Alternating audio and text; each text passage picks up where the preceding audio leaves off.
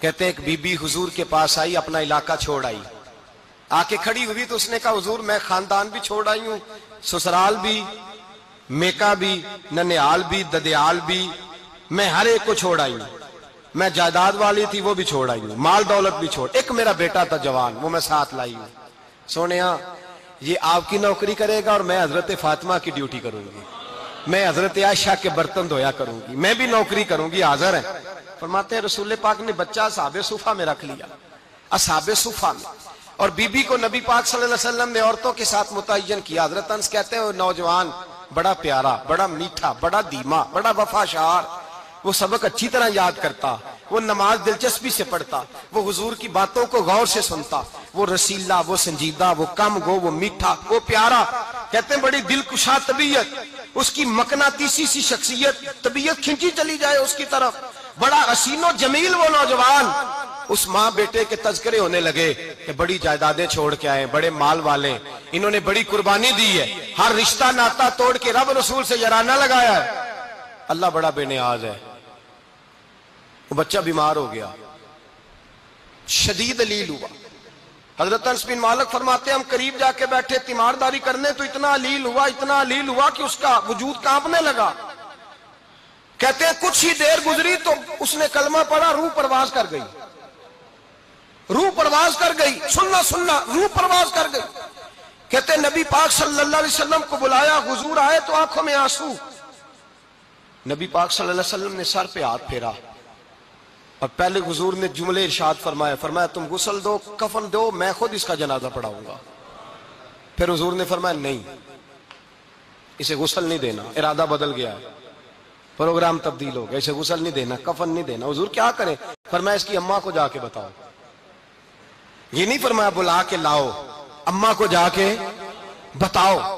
حضرت انس کہتے ہیں میں نے کوئی نرالا سے رنگ دیکھا، کوئی منفرد سا انداز دیکھا، ہمیں بھیج دیا اماں کو بلاؤ، اور خود نبی پاک اس کمرے سے نکل گئے، اور حضور کے آنسو بھی یکدم خشک ہو گئے، مزاج بدل گیا، پریشانی بدل، اماں کو بلاؤ اس کی۔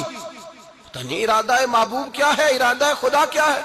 کہتے اس کی اماں کو جا کے خبر دی تو ماں کو تو بس کوئی اتنا بتا دے کہ بیٹا سائیکل سے گر گیا ہے، سائیکل سے گر گیا ہے۔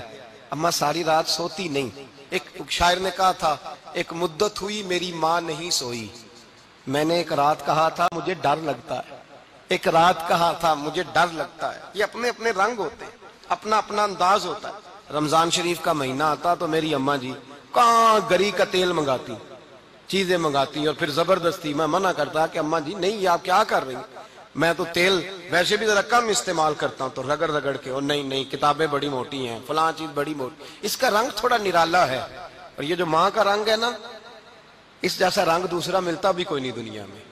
یہ اپنی مثال آپ ہی ہے۔ اماں کو کہا تیرا بیٹا، اماں ذرا دوڑی، گری، پھر اٹھی، پھر گری، پھر اٹھی، پھر گری، روتی ہوئی آئی۔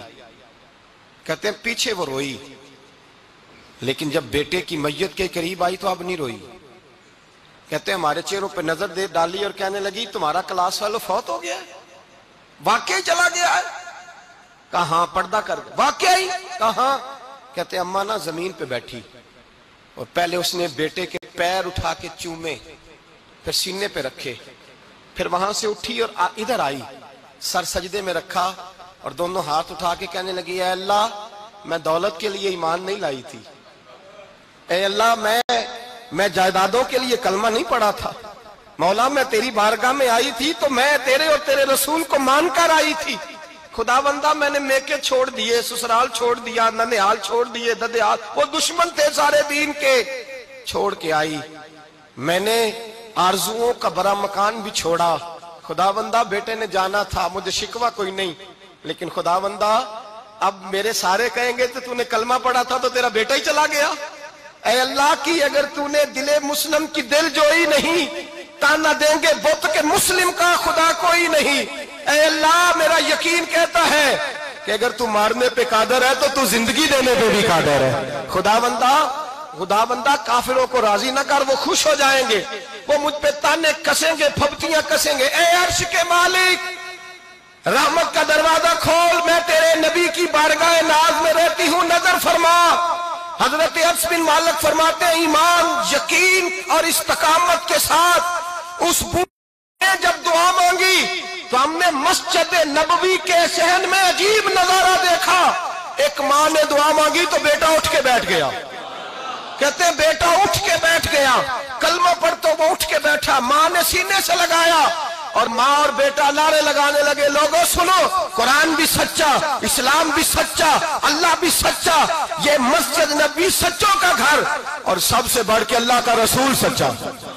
اللہ کے رسول سچے, محبوب سچے, مسجد میں رہنے والوں میں سب سے بڑھ کر سچے, رسول کائنات صلی اللہ علیہ وسلم کا دین سچا.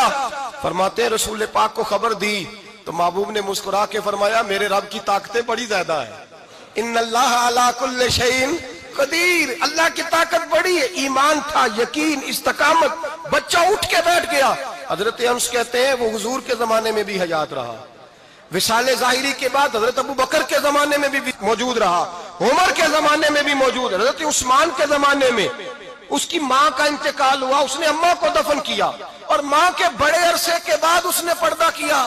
جب ہم اس کی طرف دیکھتے تھے نا, دیکھتے اس کی طرف تھے پر ہمیں اس کی اماں کا ایمان یاد آ جاتا تھا, ہمیں یقین. او بھائی, کبھی تو نے رب کریم کی بارگاہ میں سر سجدے میں رکھ کے مانگا ہی نہیں, تو کبھی آیا ہی نہیں, ورنہ اس کے دروازے سے کوئی خالی جا سکتا, سوال ہی نہیں پیدا ہوتا کوئی خالی جائے. کوئی جاتا ہی نہیں, وہ بھیجتا ہی نہیں, اس کا انداز ہی نہیں, اس کا یہ کریمانہ انداز ہی نہیں, وہ بھیجتا ہی نہیں, وہ تو نواز دیتا ہے. ایمان, یقین, استقامت اپنائیے, اوڑھیے اپنی زندگی میں, اللہ تبارک و تعالیٰ کے ساتھ جڑیے. یہ دنیا داروں کے ساتھ ہم تعلق جوڑ کے رکھتے ہیں, کبھی SMS, کبھی ٹیلی فون, کبھی عید پہ مبارکباد, کبھی فلان جگہ. دنیا داروں سے جوڑ کے رہتے ہو, خدا سے جوڑ کے رہو. کبھی فجر میں جڑ جاؤ, کبھی زور میں جڑ جاؤ, کبھی تلاوت میں جڑ جاؤ, کبھی درود و سلام کی وجہ سے رب کریم کے ساتھ تعلق بناؤ, کبھی رمضان میں, کبھی ایمان میں, کبھی حج میں, کبھی عمرے میں, کبھی کسی غریب کی مدد میں, کبھی کسی لاچار کی مدد میں, کبھی بے کس کی مدد میں, کبھی مجبور کی مدد. جڑ جاؤ اللہ تبارک و تعالیٰ کے ساتھ.